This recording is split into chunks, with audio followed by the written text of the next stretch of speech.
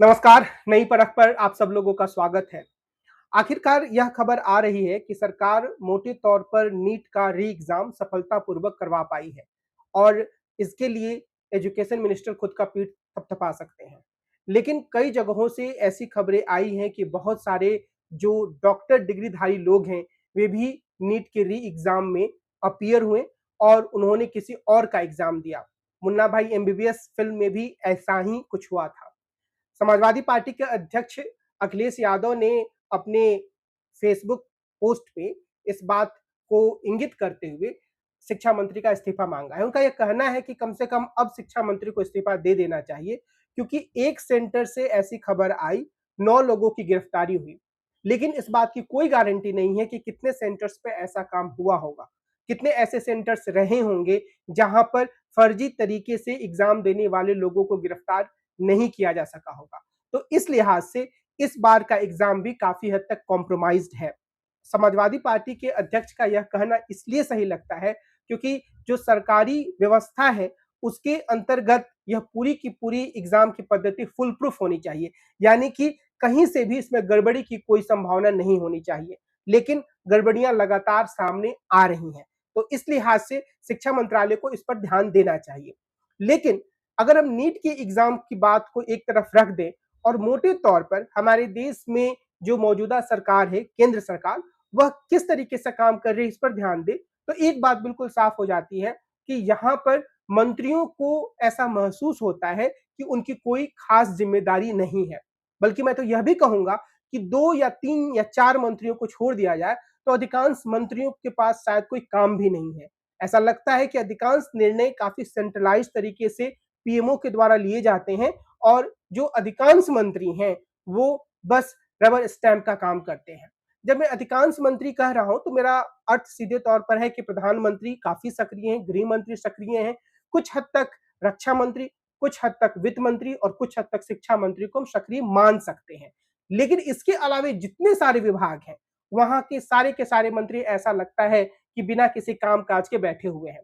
आप दिल्ली में कोई एक कार्यक्रम कराइए, कोई छोटा सा कार्यक्रम कराइए और किसी भी तरीके से एक मंत्री को आमंत्रित कर दीजिए, तो वो दौड़ा दौड़ा भागा भागा उस कार्यक्रम में आ जाता है, क्योंकि उसे लगता है कि शायद उसकी यहाँ प्रासंगिकता कुछ बची हुई है। तो इस लिहाज से जो एक कैबिनेट प्रणाली होती है वह हमारे देश में काफी दुर्बल होती हुई दिखती है। शक्तियों का काफी केंद्रीकरण हो चुका है। मंत्रियों के पास अपने विभागों के बारे में मुख्य रूप से और मजबूती से निर्णय लेने की कोई क्षमता नहीं बची है। एजुकेशन मिनिस्टर धर्मेंद्र प्रधान जो काम कर रहे हैं, उस काम में उनकी कितनी रुचि है, इसका अंदाजा हम इसी बात से लगा सकते हैं कि जब भी कहीं चुनाव हो रहा होता है, वे स्ट्रेटजी बनाने में मशगूल रहते हैं। और जो उनका मुख्य काम है, यानी शिक्षा मंत्री का काम, ऐसा लगता है कि वह एक दूसरे स्तर का काम है जिसे वो कभी-कभार कर लेते हैं। और आप इस बात पर भी ध्यान दीजिए कि जो अधिकांश मंत्री लोग हैं, वे अपने पोस्ट्स में या अपने मंत्रालय के से संबंधित कार्यक्रमों में कम दिखाई देते हैं और अपने पोस्ट में अपने मंत्रालय के कामों के बारे में कम बताते हैं, बल्कि उनकी ज्यादा जो चिंता रहती है या उनकी जो ज्यादा ऊर्जा लगती है वो इस बात में लगती है कि प्रधानमंत्री कहाँ हैं, वे कौन सा काम कर रहे हैं और उस काम से संबंधित किस तरीके के पोस्ट, यानी कि जो सोशल मीडिया मीडिया पोस्ट है वो कर पाए। कुल मिलाकर उनकी पूरी की पूरी ऊर्जा प्रधानमंत्री को खुश करने में लगती है और वो बस मंत्री बने हुए हैं, हमें यही दिखता है। और इसके पीछे सीधा सा कारण यह है कि जो नरेंद्र मोदी की सरकार है उसने यह मान लिया है कि इस्तीफा देना सरकार के कमजोर या दुर्बल होने की निशानी है और यह चीज हर स्तर पर नजर आती है। कहीं भी कोई धांधली सामने आ जाए तो उस धांधली पर लीपापोती करने की कोशिश होती है और जो मुख्य कर्ता धर्ता होता है उसे बचा लेने की कोशिश होती है। आप राम मंदिर में हुए घपले का मसला लें, वहां पर जो भी चढ़ावा चढ़ा उसमें चोरी हुई। कुछ लोग यह कह रहे हैं कि 400 करोड़ की चोरी हुई, कुछ लोग यह कह रहे हैं कि 5000 करोड़ की चोरी हुई। हमारे पास इसके बारे में कोई साफ आंकड़ा नहीं है, लेकिन यह बात तय है कि अगर इस तरह की गड़बड़ी हुई है तो इस पूरी प्रक्रिया को देखने वाला जो व्यक्ति है उसकी सबसे बड़ी जिम्मेदारी बनती है। लेकिन यहां हम यह देखते हैं कि उस व्यक्ति यानी चंपत राय को बचाने की ही पूरी कोशिशें हो रही हैं। ऐसा इसलिए है क्योंकि सरकार को यह लगता है कि वो निचले स्तर पर लोगों को कुर्बान कर सकती है, लेकिन किसी मुख्य पद पर बैठे व्यक्ति को अगर वह हटाती है, अगर उसका इस्तीफा लेती है, तो इससे उसकी किरकिरी होगी। लेकिन असल में ऐसा होता नहीं है। कई बार जनता इस बात को काफ़ी एप्रिशिएट भी करती है कि किसी मंत्री ने अपना नैतिक दायित्व स्वीकार किया है। इस देश में लाल बहादुर शास्त्री जैसे रेल मंत्री हुए हैं, जिन्होंने एक रेल दुर्घटना के बाद अपना इस्तीफा दे दिया था। कई लोग यह कहेंगे कि हर छोटी दुर्घटना के बाद अगर रेल मंत्री इस्तीफा देने लगे, तो फिर काम बाधित ही होगा, यह बहुत अच्छा नज़रिया नहीं है। लेकिन अगर यह निर्णय एक अंतरात्मा की आवाज़ के रूप में लिया जाता है, ये इस बात को दिखाते हुए लिया जाता है कि मंत्री यह मान रहे हैं कि उन्होंने सही तरीके से काम नहीं किया, तो उससे सामाजिक स्तर पर एक गरिमा बढ़ती है, एक नैतिक मूल्यों में बढ़ाव होता है, क्योंकि बाकी सारे पदों पर बैठे लोग भी ये सोचते हैं कि जब एक मंत्री एक गलती के बाद अपने पद को छोड़ देता है, तो उन्हें भी अपने काम को गंभीरता से करना चाहिए। लेकिन आज हालत यह है कि सारे के सारे लोग बस इस बात में लगे हुए हैं कि किसी भी तरीके से उनका पद बचा रहे, और मंत्रीगण काफ़ी हद तक इस बात को लेकर निश्चिंत हैं, क्योंकि बहुत पहले तब के गृह मंत्री और अब के रक्षा मंत्री राजनाथ सिंह ने यह कह दिया था कि नरेंद्र मोदी की सरकार में कोई इस्तीफा नहीं होता है। इस्तीफा ना होने की जिद असल में अकार्यकुशलता को बढ़ाने वाली बात साबित हुई है, क्योंकि अधिकांश मंत्री यह मानकर बैठे हैं कि कोई भी उनका पद छीनने नहीं जा रहा है, और जब कोई उनका पद छीनने नहीं जा रहा है, तो फिर उन्हें क्या पड़ी है कि वे अपने काम को गंभीरता से लें। अगर वे अपने काम को गंभीरता से लेना भी चाहें, तो शायद उन्हें यह अंदाजा है कि सरकार में निर्णय प्रक्रिया, काम करने की प्रक्रिया इतनी केंद्रीकृत हो चुकी है कि अब सही तरीके से हर मंत्रालय को के पास काम करने को कुछ खास बचा नहीं है। और यहीं से वह एक बात सामने आती है जिसकी तरफ हम सब लोगों को ध्यान देना चाहिए। यानी कि जो हमारी कैबिनेट प्रणाली है, हमारी संसदीय प्रणाली है, उसमें प्रधानमंत्री होते हैं और उनके साथ कई सारे मंत्री जुड़े होते हैं। सभी मंत्री मंत्रालयों को, अलग-अलग मंत्रालयों को सँभालते हैं, उन मंत्रालयों की ज़िम्मेदारी उनके पास होती है और वे स्वायत्त तरीके से अपना काम कर पाएँ, इस बात को सुनिश्चित करना भी प्रधानमंत्री का काम होता है।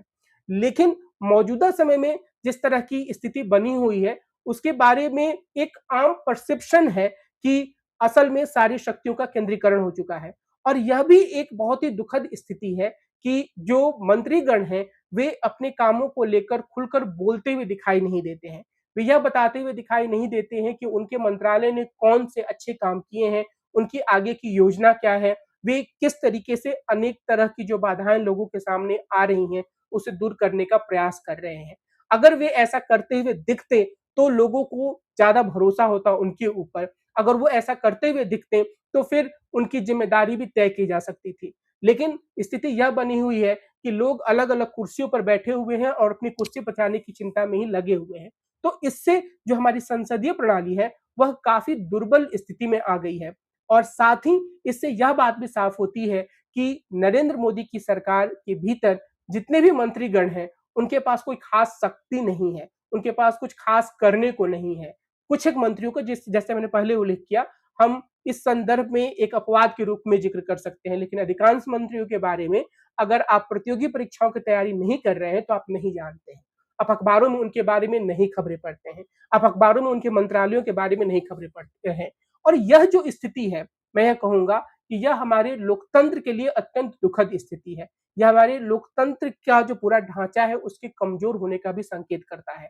तो यह ज़रूरत है कि जो अधिकांश मंत्रीगण हैं, प्रधानमंत्री या तो उन्हें खुद एक स्वायत्त भूमिका दें, या वे स्वायत्त भूमिका की माँग करें, या फिर पत्रकार जगत या सिविल सोसाइटी और विपक्षी दल इस तरह की एक स्वायत्त भूमिका मंत्रियों के लिए तय करने की माँग करें।